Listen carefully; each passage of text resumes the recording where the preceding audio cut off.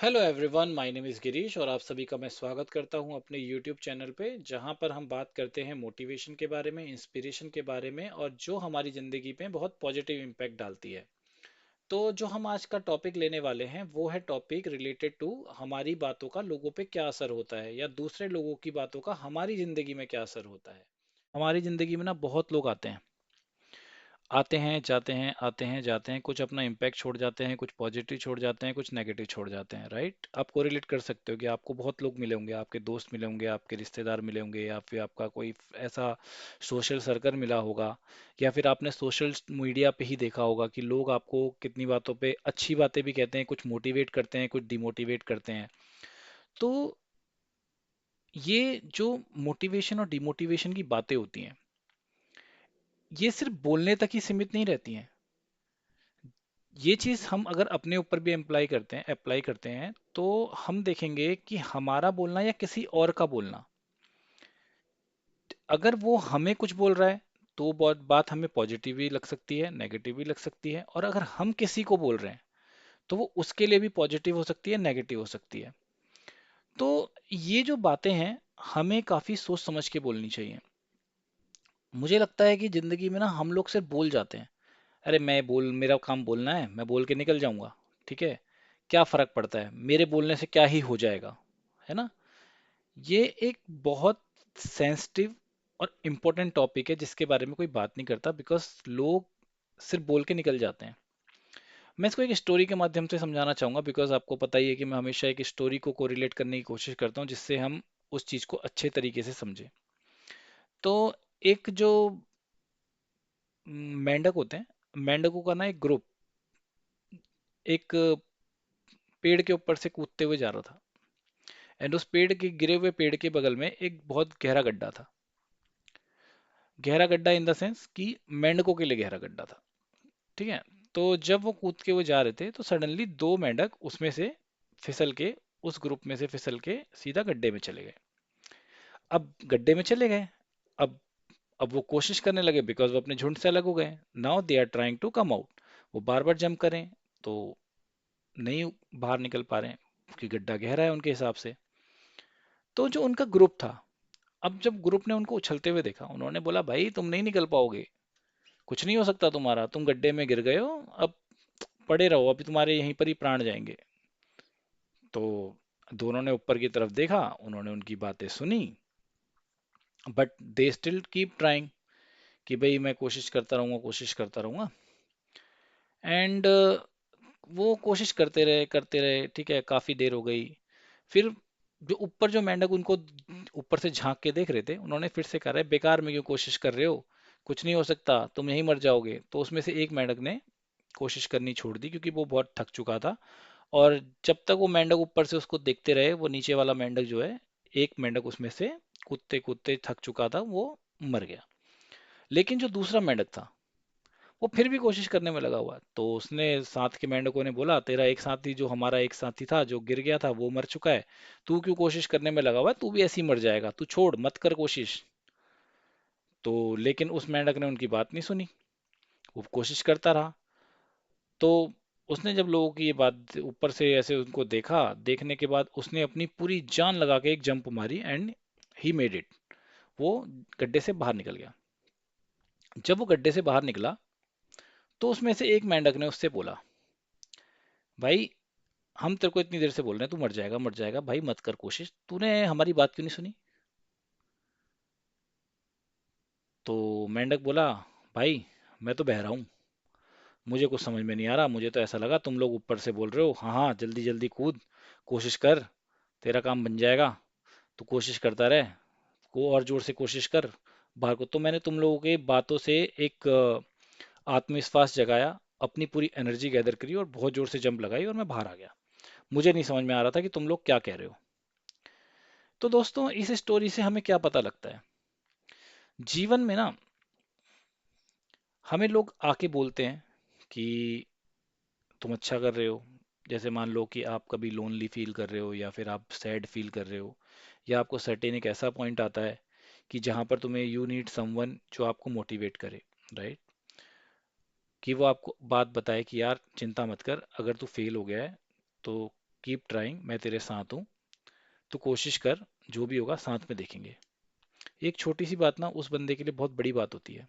Specially अगर हम बात करें फैमिली में, जैसे एक पेरेंट्स होते हैं, एक छोटा बच्चा है, अगर वो फेल हो जाता है, ठीक है, किसी एग्जाम, एंट्रेंस एग्जाम में फेल हो जाता है, एंड जब वो फेल होता है, तो कुछ पेरेंट्स होते हैं कि बोलते हैं, यार तू देख शर्मा जी के लड़के को देख, वर्मा जी के लड़के को देख, अवस्थी जी के लड़के को देख, या उसके लड़के को देख, फला के लड़के को देख देख, वो सब पास हो गए, तो ऐसे ही पड़ा हुआ है।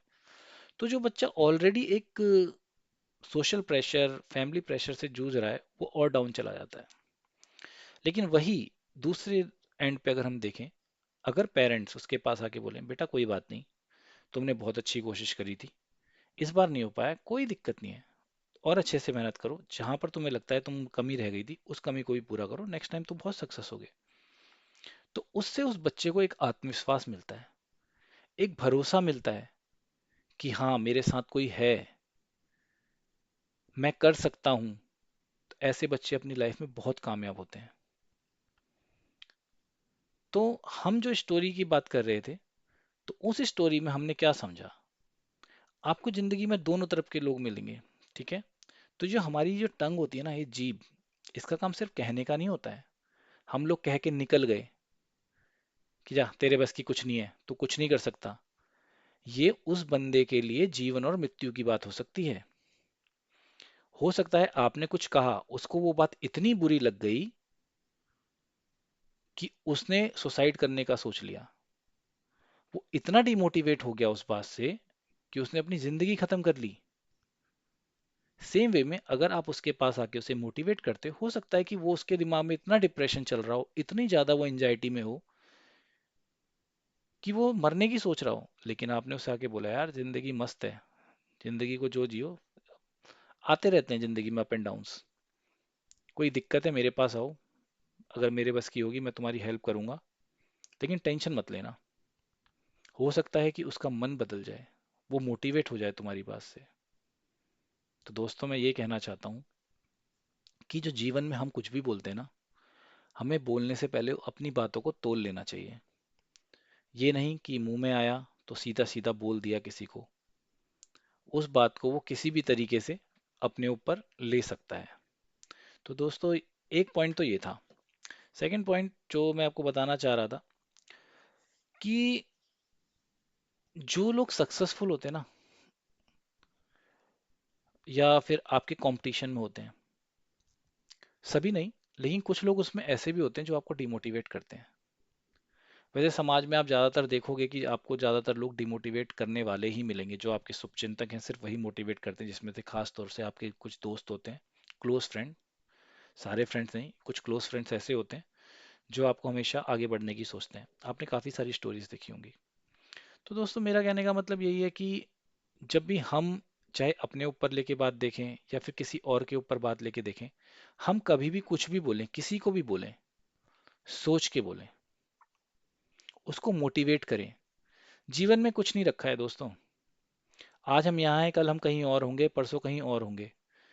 जो हमारा रह जाता है ना, एक दायरा रह जाता है।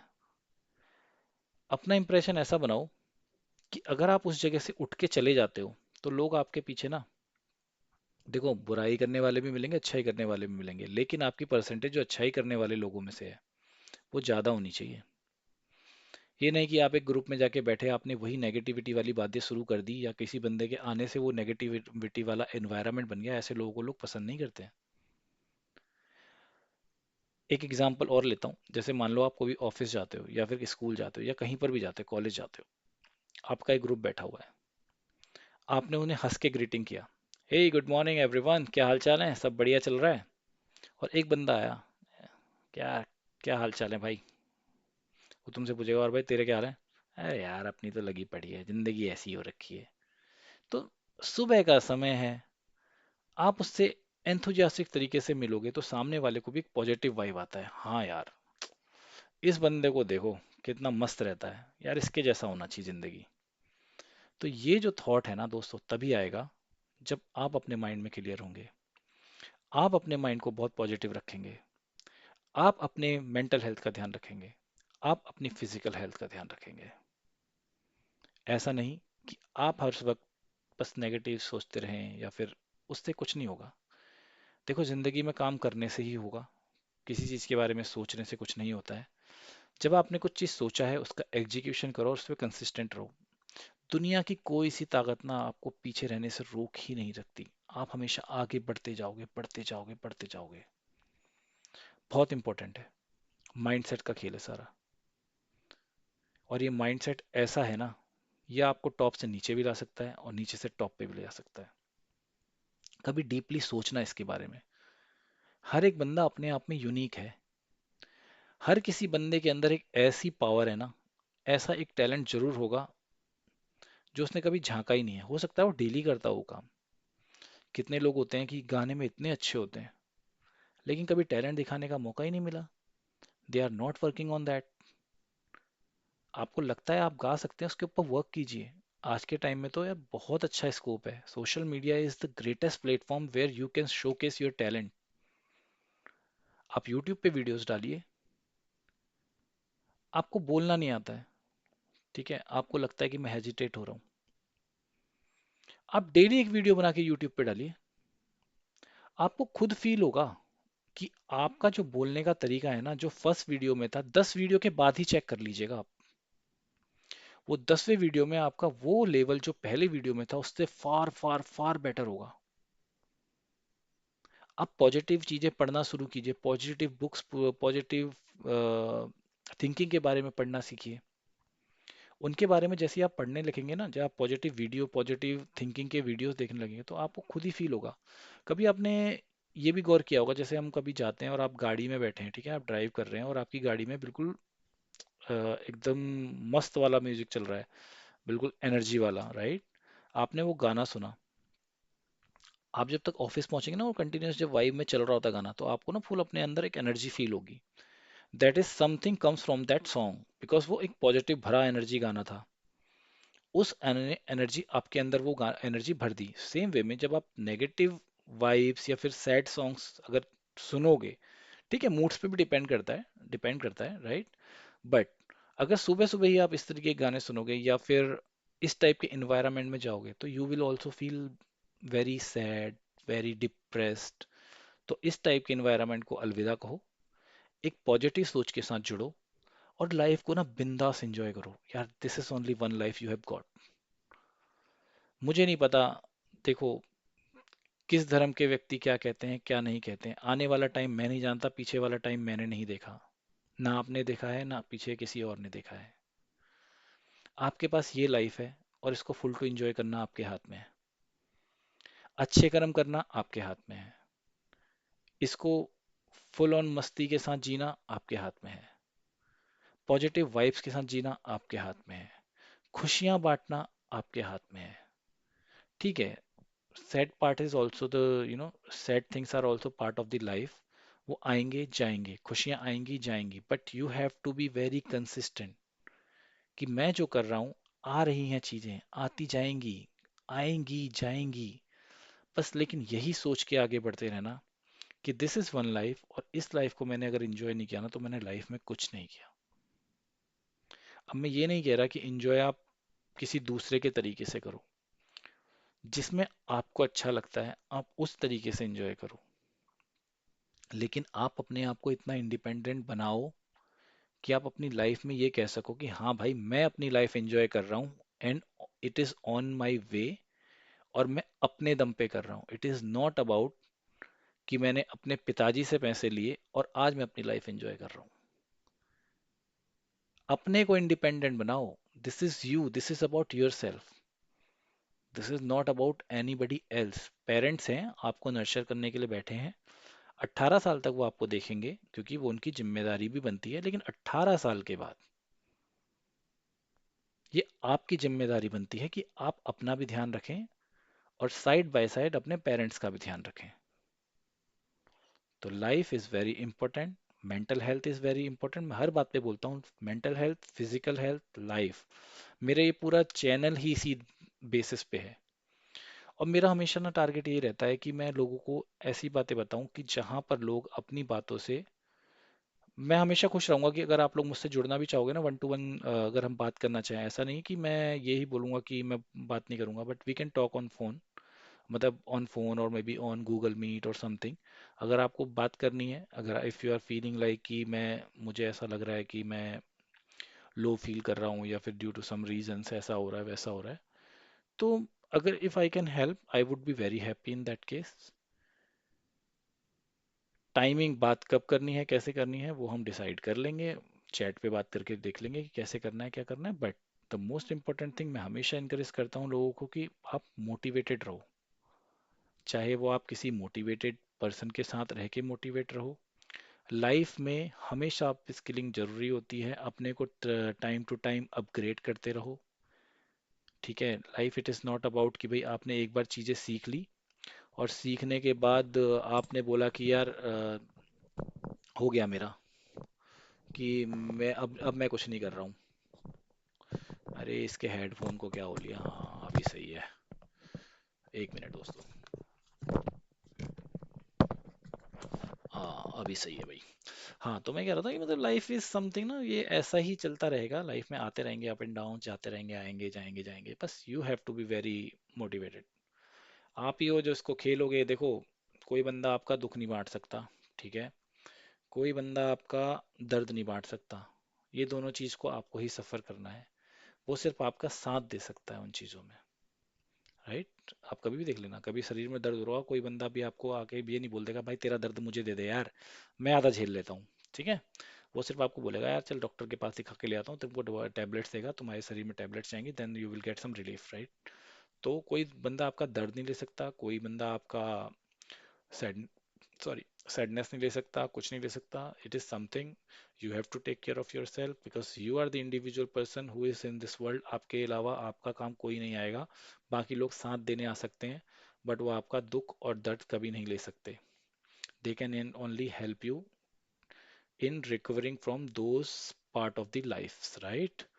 सो दोस्तों, इसी के साथ मैं उम्मीद करता हूँ कि मेरे द्वारा जो बातें बोली गई हैं, होप कहीं ना कहीं आपको मोटिवेट कर रही होंगी। So thank you so much for being with me, और मैं आशा करता हूँ आप सभी लोग मस्त रहें, स्वस्थ रहें, अपना ध्यान रखें। ठीक है, इसी के साथ चलिए फिर मिलते हैं। बहुत बहुत नमस्कार, थैंक यू।